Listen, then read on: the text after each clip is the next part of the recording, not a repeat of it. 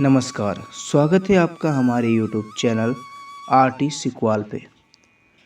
कहानी के पहले भाग में हमने पढ़ा कि किस तरीके से चंदर जो कि सुधा को लाइब्रेरी दिखाने लाया था, लाइब्रेरी के बाद सुधा के कहने पर वह डॉक्टर साहब का एक निबंध लेकर उसे टाइप कराने के लिए निकल पड़ा।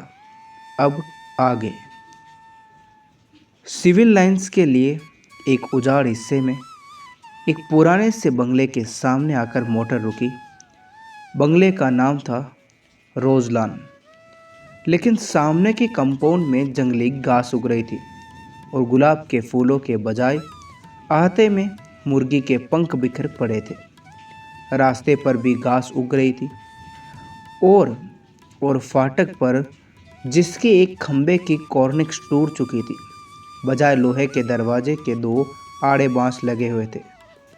फाटक के एक ओर एक छोटा सा लकड़ी का नाम पटल लगा था, जो कभी काला रहा होगा, लेकिन जिसे धूल, बरसात और हवा ने चितकबरा बना दिया। चंदर मोटर से उतरकर उस बोर्ड पर लिखे हुए अधमिटे सफ़ेद अक्षरों को पढ़ने की कोशिश करने लगा और जाने किसका मुंह देखकर सुबह उठा था कि उसे सफलता भी मिल गई। उस पर लिखा था AF डिक्रूज। उसने जेब से लिफाफा निकाला और पता मिलाया। लिफाफे पर लिखा था मिस P डिक्रूज, यही बंगला है। उसे संतोष हुआ। हॉर्न दो, उसने ड्राइवर से कहा। ड्राइवर ने हॉर्न दिया, लेकिन किसी का बाहर आना तो दूर, एक मुर्गा जो अहाते में कुड़कुड़ाहट कर रहा था, उसने मुड़कर बड़े संदेह से और त्रास से चंदर की ओर देखा और उसके बाद पंख फड़फड़ाते हुए चीखते हुए जान छोड़कर भागा। बड़ा मनहूस बंगला है, यहाँ आदमी रहते हैं या प्रेत? कपूर ने ऊब कर कहा और ड्राइवर से बोला, जाओ तुम, हम अंदर जाकर देखते हैं। अच्छा हुजूर, सुधा बीबी से क्या कहें देंगे? कह देना पहुँचा दिया है। कार मुड़ी और कपूर बांस फाद कर अंदर जा पहुंचा। आगे का पोर्टिक्स खाली पड़ा था और नीचे की ज़मीन ऐसी थी जैसे कई साल से उस बंगले में कोई सवारी गाड़ी न आई हो। वे बरामदे में गया। दरवाजे बंद थे और उन पर धूल जमी थी। एक जगह चौखट और दरवाजे के बीच में मकड़ी ने जाला बुन रखा था। ये बंगला खाली है क्या? कपूर ने सोचा। सुबह 8:30 बजे ही वहाँ ऐसा सन्नाटा छाया था कि दिल घबरा जाए। आसपास चारों ओर आधी फलांग तक कोई बंगला नहीं था। उसने सोचा बंगले के पीछे ही कोई शायद नौकरों की झोपड़ियाँ हो। वह दाएं बाजू से मुड़ा और खुशबू कपूर ने कहा और आगे बढ़ा तो देखा कि बंगले के पिछवाड़े गुलाब का एक बहुत खूबसूरत बाग है। कच्ची रवि से बड़े बड़े गुलाब, हर रंग के। वह सचमुच रोजलान था।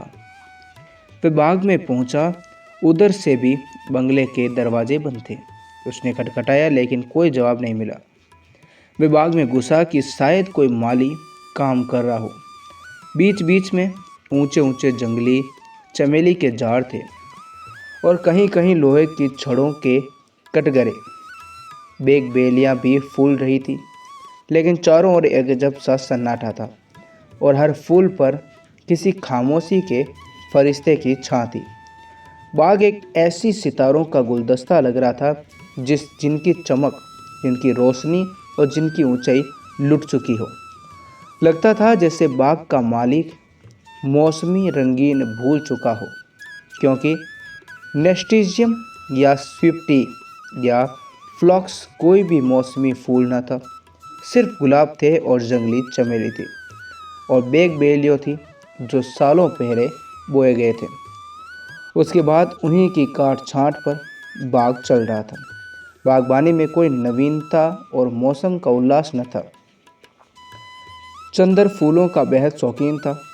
सुबह घूमने के लिए उसने दरिया किनारे के बजाय अल्फ्रेड पार्क चुना था, क्योंकि पानी की लहरों के बजाय उसे फूलों के बाग के रंग और सौरभ की लहरों से बेहद प्यार था। और उसे दूसरा कोई शौक था कि फूलों के पौधों के पास से गुजरते हुए हर फूल की बोली में आदमी से जिंदगी का जाने कौन सा राज कहना चाहता है। और ऐसा लगता है कि जैसे कर रखे हुए थे, जैसे कि हर फूल के पास अपना व्यक्तित्व संदेश है, जिसे वे अपने दिल की पंखुड़ियों में आहिस्ता से सहेज कर रखे हुए थे। कोई सुनने वाला मिले और वे अपनी दास्तां कह जाए। पौधे के ऊपरी फुनगी पर चुपचाप मुस्कुराता हुआ आसमान की तरह मुंह किए हुए ये गुलाब जो रात भर सितारों की मुस्कुराहट चुपचाप पीता रहा है, ये अपने मोतियां पंखुड़ियों के होठों से जाने क्या खिलखिलाता ही जा रहा है। झुकी हुई पलकों सी पंखुड़ियां और दोहरे मखमली तार सी उसकी डंडी। ये गुलाब जाने क्यों उदास है। और ये दुबली पतली लंबी सी नाजुक कली जो बहुत सावधानी से हरा आंचल लपेटे हैं और प्रथम ज्ञात यौवन की तरह लाज में जो सिमटी तो सिमटी ही चली जा रही है।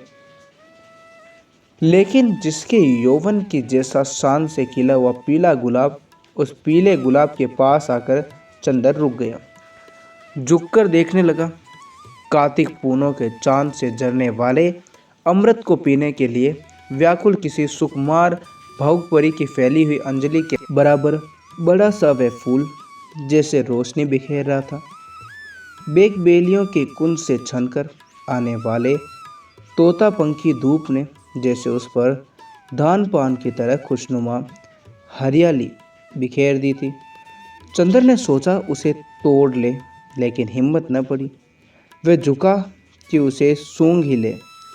सूंघने के इरादे से उसने हाथ बढ़ाया ही था कि किसी ने पीछे से गरज कर कहा, here you are, I have caught red handed today. ये तुम हो, आज तुम्हें मौके पर पकड़ कर पाया हूँ।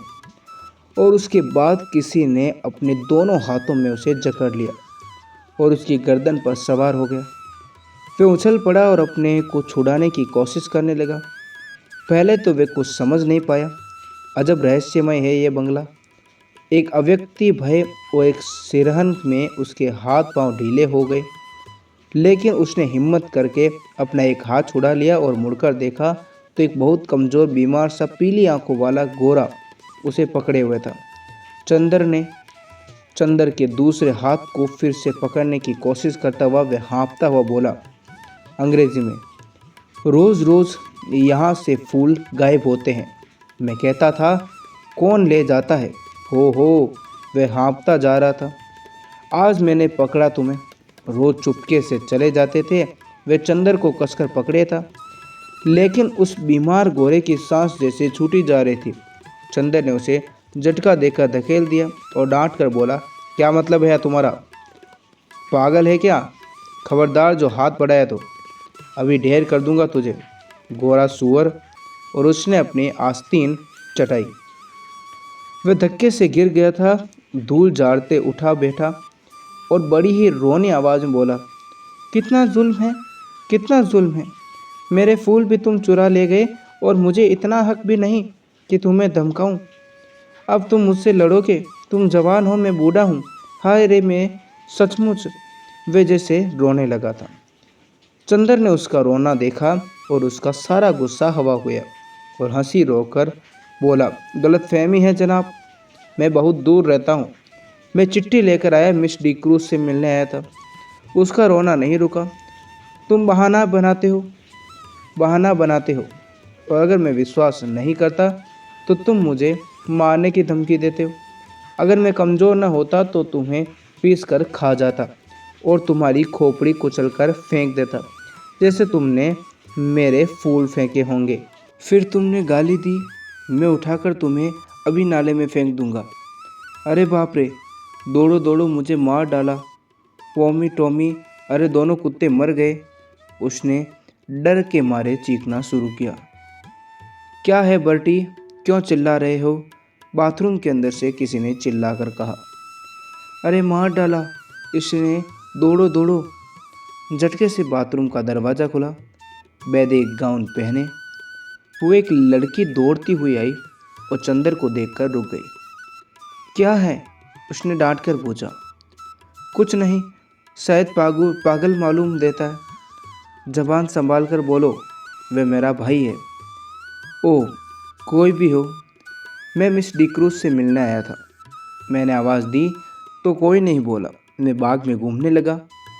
इतने में इसने मेरी गर्दन पकड़ ली। ये बीमार और कमज़ोर है, वरना अभी गर्दन दबा देता।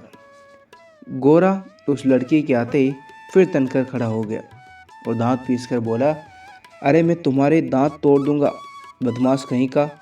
चुपके आया और गुलाब तोड़ने लगा। मैं चमेली के झाड़ के पीछे छिपा देख रहा था। अभी मैं पुलिस बुलाती हूँ, तुम देखते रहो बटी से, मैं फ़ोन करती हूँ, लड़की ने डांटते हुए कहा। अरे भाई, मैं मिस डिक्रूज से मिलने आया हूँ, मैं तुम्हें नहीं जानता, झूठा कहीं का। मैं ही मिस डिक्रूज हूँ।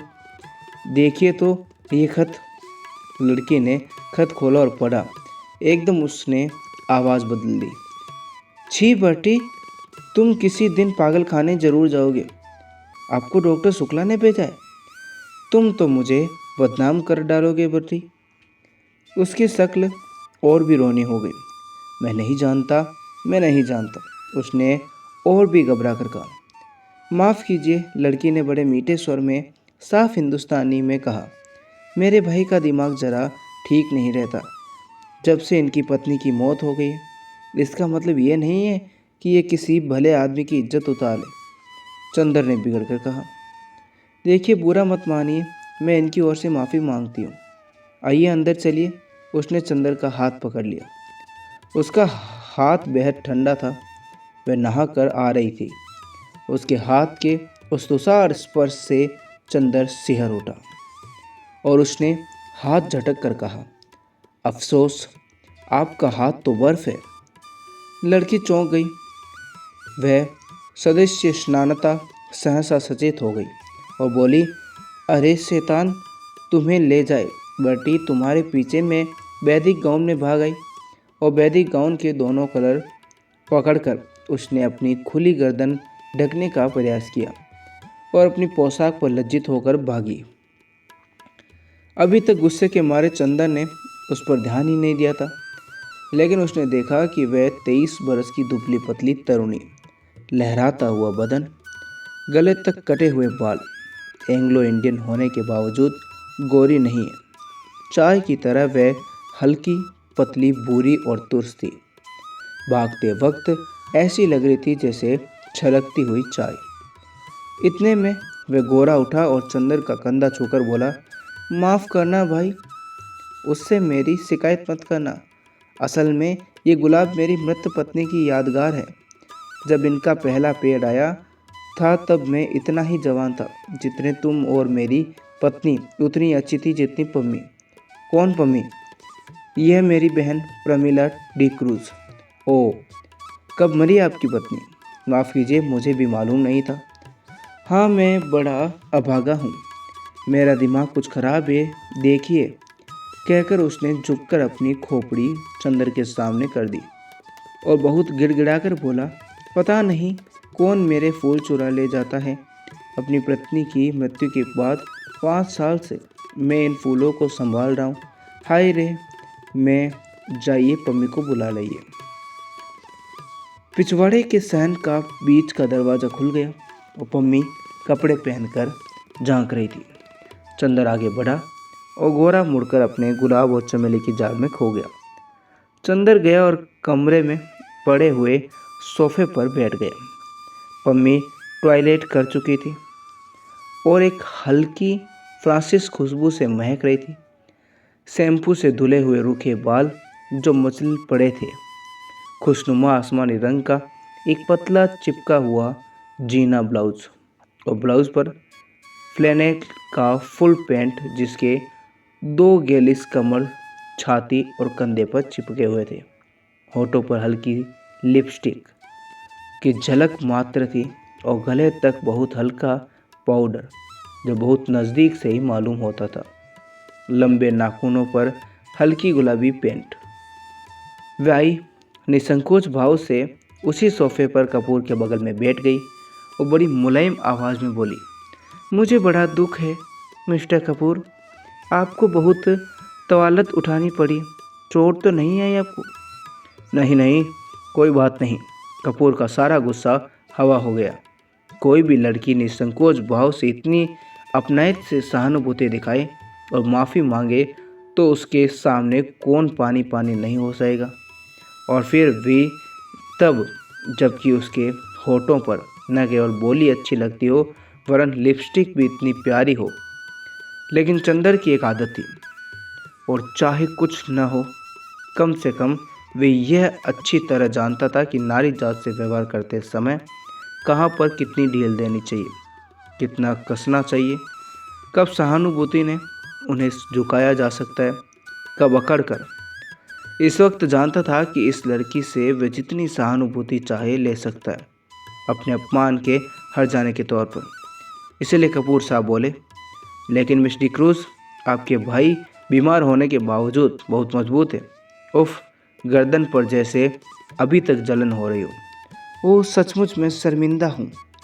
देखूं, और कॉलर हटाकर उसने गर्दन पर अपनी बर्फीली उंगलियां रख दी। लाइए लोशन मल दूँ। धन्यवाद धन्यवाद, इतना कष्ट न कीजिए, आपकी उंगलियां गंदी हो जाएगी, कपूर ने बड़ी शालीनता से कहा। पम्मी के होठों पर एक हल्की सी मुस्कुराहट, आंखों में हल्की सी लाज और वक्ष में एक हल्का सा कंपन दौड़ गया। ये वाकई कपूर ने चाहे शरारत में ही कहा हो, लेकिन कहा इतने शांत और संयम स्वरों में कि पम्मी कुछ प्रतिवाद भी न कर सकी। और फिर 6 बरस से 60 बरस तक की कौन ऐसी स्त्री है जो अपने रूप की प्रशंसा पर बेहोश न हो जाए। अच्छा लाइए, वे स्पीच कहाँ है जो मुझे टाइप करनी है, उसने विषय बदलते हुए कहा। यह लीजिए, कपूर ने दे दी। यह तो मुश्किल से 3-4 घंटे का काम है। और पम्मी स्पीच को उलट पुलट कर देखने लगी। माफ़ कीजिए, अगर मैं कुछ व्यक्तिगत सवाल पूछूं, क्या आप टाइपिस्ट हैं? कपूर ने बहुत शिष्टता से पूछा। जी नहीं, पम्मी ने उन्हें कागज़ों पर नज़र गड़ाते हुए कहा। मैंने कभी टाइपिंग और शॉर्ट हैंड सीखी थी, और तब मैं सीनियर कैम्ब्रिज पास करके यूनिवर्सिटी गई थी। यूनिवर्सिटी मुझे छोड़नी पड़ी क्योंकि मैंने अपनी शादी कर ली। अच्छा, आपके पति कहाँ हैं? रावलपिंडी में, आर्मी में। लेकिन फिर आप डिक्रूज क्यों लिखती हैं? और मिस क्यों हम लोगों पर अलग हो गए? क्योंकि हम लोग अलग हो गए। और स्पीच के कागज़ को फिर तरह करती हुई बोली। मिस्टर कपूर, आप अविवाहित हैं? जी हाँ। और विवाह करने का इरादा तो नहीं रखते? नहीं। बहुत अच्छे, तब तो हम लोगों में निभ जाएगी। मैं शादी से बहुत नफरत करती हूँ। शादी अपने को दिया जाने वाला सबसे बड़ा धोखा है। देखिए, ये मेरे भाई ने न कैसे पीले और बीमार से हैं। ये बड़े ही तंदुरुस्त और टेनिस में प्रांत के सबसे अच्छे खिलाड़ी में से एक थे। एक बिशप की दुबली पतली भावुक लड़की से इन्होंने शादी कर ली। उसे बेहद प्यार करते थे। सुबह शाम दोपहर रात कभी उसे अलग नहीं होने देते। हनीमून के लिए उसे लेकर सिलोन गए थे। वह लड़की बहुत कलाप्रिय थी, बहुत अच्छा नाचती थी और बहुत अच्छा गाती भी थी। वह बहुत खुद गीत भी लिखती थी। वह गुलाब का बाग उसी ने बनवाया था, और इन्हीं के बीच में दोनों बैठकर घंटों गुजारते थे। कुछ दिनों बाद ही दोनों में झगड़ा हुआ। क्लब में बॉल डांस था, और उस दिन वह लड़की बहुत अच्छी लग रही थी, बहुत अच्छी। डांस के वक्त इनका ध्यान डांस की तरफ कम था, अपनी पत्नी की तरफ ज़्यादा। इन्होंने आवेश में उसकी अंगुलें जोर से दबा दी। वह चीख पड़ी और सभी इन लोगों को देखकर हंस पड़े। वह घर आई और कुछ बहुत बिगड़ कर बोली, आप नाच रहे थे या टेनिस का मैच खेल रहे थे? मेरा हाथ था या टेनिस का रैकेट था? इस बात पर बर्टी बिगड़ गया, और उस दिन से जो इन लोगों में खटकी तो फिर कभी न बनी। धीरे धीरे वह लड़की एक सार्जेंट को प्यार करने लगी। बर्टी को इतना गहरा सदमा हुआ कि वह बीमार पड़ गया, लेकिन बर्टी ने तलाक नहीं दिया। उस लड़की ने कुछ कहा भी नहीं, और उस लड़की ने सार्जेंट से प्यार जारी रखा, लेकिन बीमारी में बर्टी की बहुत सेवा की। बर्टी अच्छा हो गया। उसके बाद उसको एक बच्ची हुई, और उसी में वह मर गई। हालांकि हम लोग सब जानते हैं कि वह बच्ची उस सार्जेंट की थी, लेकिन बर्टी को यकीन नहीं था कि वह सार्जेंट को प्यार करती थी। वह कहता, ये दूसरे को प्यार करती हो तो मेरी इतनी सेवा कैसे कर सकती है? भला उस बच्ची का नाम बट्टी ने रोज़ रखा और उसे लेकर दिन भर उन्हीं गुलाबों के पेड़ों के बीच में बैठा करता था, जैसे अपनी पत्नी को लेकर बैठता था। 2 साल बाद बच्ची को सांप ने काट लिया, वह मर गई। तब से बट्टी का दिमाग ठीक नहीं रहता। खैर जाने दीजिए, आइए अपना काम शुरू करें। चलिए अंदर के स्टडी रूम में चलते हैं। चलिए, चंद्र ने बोला और पम्मी के पीछे पीछे चल दिया। मकान बहुत बड़ा था और पुराने अंग्रेज़ों के ढंग पर सजा हुआ था। बाहर से जितना पुराना और गंदा नजर आता था, अंदर से उतना ही आलीशान और सुथरा। ईस्ट इंडिया कंपनी के ज़माने की छाप थी अंदर। यहाँ तक कि बिजली लगने के बावजूद अंदर पुराने बड़े बड़े हाथ से खींचे जाने वाले पंखे लगे थे। 2 कमरों को पार करके वे लोग स्टडी रूम में पहुंचे। बड़ा सा कमरा जिसमें चारों तरफ अलमारियां में किताबें सजी हुई थी।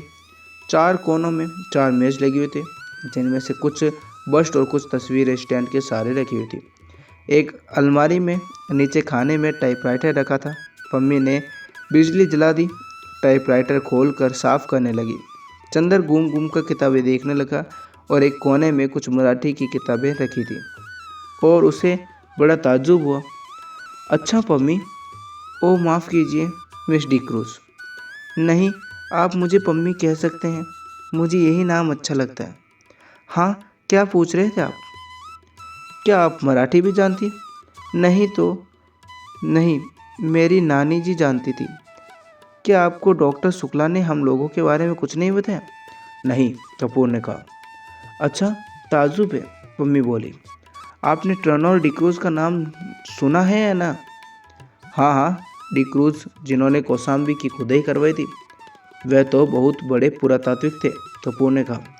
हाँ वही, वह मेरे सगे नाना थे और वह अंग्रेज़ नहीं थे, मराठा थे। उन्होंने मेरी नानी से शादी की थी, जो एक कश्मीरी ईसाई महिला थी। उनके कारण भारत में उन्हें ईसाईयत अपनानी पड़ी। ये मेरे नाना का ही मकान है और अब हम लोगों को मिल गया है। डॉक्टर शुक्ला के दोस्त मिस्टर श्रीवास्तव बैरिस्टर है ना, वे हमारे ख़ानदान के एटर्नी थे। उन्होंने और डॉक्टर शुक्ला ने ही ये जायदाद हमें दिलवाई। लीजिए, मशीन तो ठीक हो गई, उसने टाइपराइटर में कार्बन में कागज़ लगाकर कहा। लाइए निबंध। इसके बाद घंटे भर तक टाइपराइटर रुका नहीं। कपूर ने देखा कि ये लड़की जो व्यवहार में इतनी सरल और स्पष्ट है, फैशन में इतनी नाजुक और शौकीन है, काम करने में उतनी ही मेहनती और तेज़ है। उसकी उंगलियां मशीन की तरह चल रही थी और तेज़ इतनी कि 1 घंटे में लगभग आधी पांडुलिपि टाइप कर डाली। ठीक 1 घंटे बाद उसने टाइपराइटर बंद किया। बगल में बैठे कपूर की ओर झुककर कहा, अब थोड़ी देर आराम। और अपनी उंगलियां चटकाने के बाद कुर्सी खिसका कर उठी और एक भरपूर अंगड़ाई ली। उसका अंग अंग धनुष की तरह झुक गया। उसके बाद कपूर ने कंधे पर बेतकल्लुफ़ी से हाथ रखकर बोली, क्यों, एक प्याला चाय मंगवाई जाए? मैं तो पी चुका हूँ, लेकिन मुझसे तो काम होने से रहा, अब बिना चाय के। पम्मी एक अल्लड़ बच्ची की तरह बोली और अंदर चली गई। कपूर ने टाइप किए हुए कागज़ उठाए और कलम निकालकर उनकी गलतियां सुधारने लगा। चाय पीकर थोड़ी देर में पम्मी वापस आई और बैठ गई। उसने सिगरेट केस कपूर के सामने रख दिया। धन्यवाद, मैं सिगरेट नहीं पीता। अच्छा, ताज्जुब है, आपकी इजाज़त हो तो मैं सिगरेट पी लूँ? क्या आप सिगरेट पीती हैं? छी, पता नहीं क्यों औरतों का सिगरेट पीना मुझे बहुत नापसंद है। मेरी तो मजबूरी है मिस्टर कपूर, मैं यहाँ के समाज में मिलती जुलती नहीं हूँ। अपने विवाह और अपने तलाक के बाद मुझे एंग्लो इंडियन समाज से नफरत हो गई। मैं अपने दिल से हिंदुस्तानी हूँ, लेकिन हिंदुस्तानियों से घुलना मिलना हमारे लिए संभव नहीं है। घर में अकेली रहती हूँ, सिगरेट और चाय से तबीयत बदल जाती है। किताबों का मुझे शौक़ नहीं। तलाक के बाद आपने पढ़ाई जारी क्यों नहीं रखी? कपूर ने ऐसा पूछा। मैंने कहा ना कि किताबों का मुझे शौक़ नहीं है, पम्मी बोली, और मैं अपने को आदमियों में घुलने मिलने लायक नहीं पाती हूँ। तलाक के बाद साल भर तक मैं अपने घर में बंद रही। मैं और बर्टी, सिर्फ बर्टी से बात करने का मौका मिला। बर्टी मेरा भाई, वह भी बीमार और बूढ़ा, कहीं कोई तकल्लुफ़ की गुंजाइश नहीं। अब मैं हर एक से बेतकल्लुफ़ी से बात करती हूँ, जो कुछ लोग निकालते हैं। इसलिए मैंने अपने को अपने बंगले में ही कैद कर रखा। अब आप ही, आज पहली बार मैंने देखा आपको। मैं समझी कि नहीं कि आपने कितना डरावना रखा है। अगर आप भले मानस न हो तो आप इसका गलत मतलब निकाल सकते हैं। अगर यही बात हो, कपूर हंसकर बोला, संभव है मैं भले मानस बनने के बजाय गलत मतलब निकालना ज़्यादा पसंद करूँगा। तो संभव है मैं मजबूर होकर आपसे भी न मिलूं, पम्मी गंभीरता से बोली। नहीं मिस डिक्रूज, नहीं, आप पम्मी कहिए, डिक्रूज नहीं। पम्मी सही है, आप गलत न समझे, मैं मजाक कर रहा था, कपूर बोला। उसने इतनी देर में समझ लिया कि यह साधारण ईसाई छोकरी नहीं है। इतने बर्टी लड़खड़ाता हुआ आया, हाथ में धूल सना हुआ खुरपा लिए और चुपचाप खड़ा हो गया।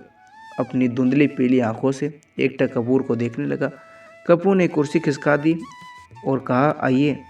पम्मी उठी और बर्टी के कंधों पर हाथ रखकर उसे सहारा देकर कुर्सी बिठा दिया। पम्मी और कपूर दोनों चुप हो गए। थोड़ी देर बाद बर्टी ने आंखें खोली और बहुत करुण स्वर में बोला, पम्मी तुम नाराज हो? मैंने जानबूझकर तुम्हारे मित्र का अपमान नहीं किया।